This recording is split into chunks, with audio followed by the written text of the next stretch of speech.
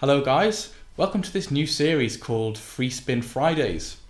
In this series basically I'll be having a chat about things I'm interested in while having a spin in a racing game, and you probably know by now I'm really bad at racing games.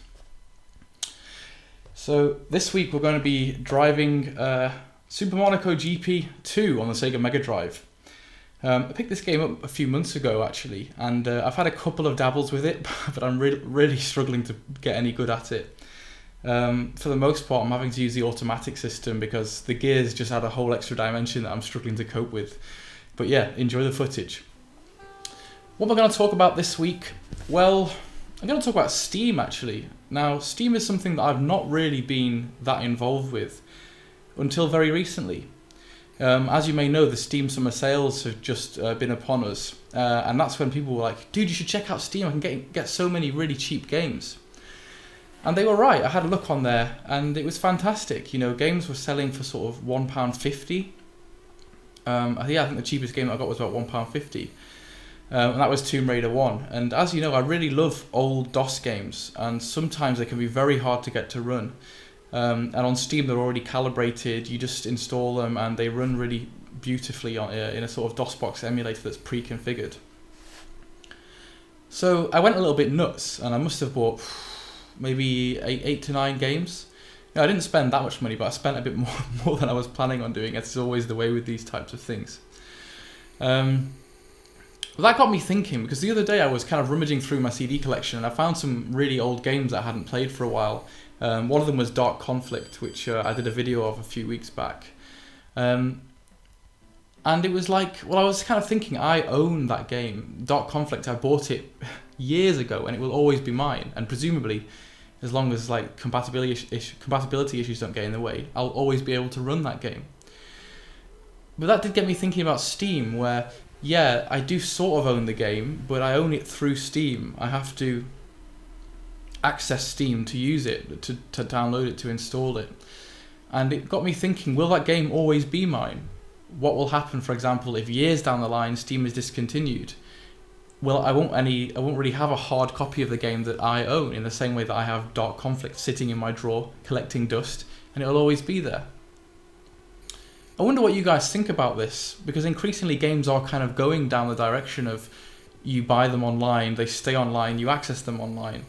Diablo 3 was another example. That was the first game that I'd ever owned and played where access was exclusively online, so you couldn't play the game without getting an internet connection.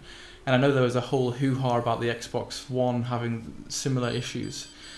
Games may be going like this more and more in the future, and I'm not sure how I feel about it.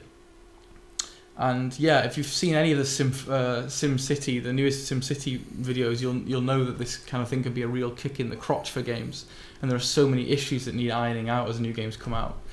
So yeah, I think I'm going to have a lot of fun with Steam, and part of the reason why I really like it is because it allows new games, indie games, games developed by small franchises, to get a foothold, and people will give them money and they'll be able to step up onto the market, and I'm all for that. I think we need to support people who are being innovative and making games that think differently, that have a new approach, that won't necessarily go straight onto the shelves.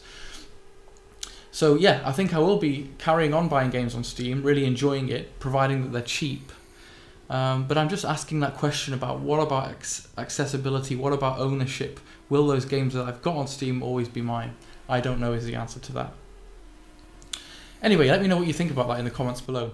I know that I'm not the biggest channel on YouTube, but that doesn't mean that I can't do shout-outs, because there are some channels that I think are criminally overlooked and that I love to watch and that I would like to share with you guys.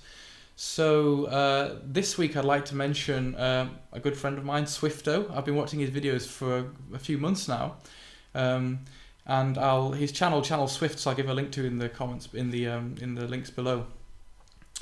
Swifto's doing kind of gameplay videos. He does Mega Drive, he does PC and things. Commentaries. He also does some kind of original comedy videos, which are quite funny to look at. And he does Swifto's Opinion, where he has a chat about, things on his mind, like sub for subs and things like that on YouTube.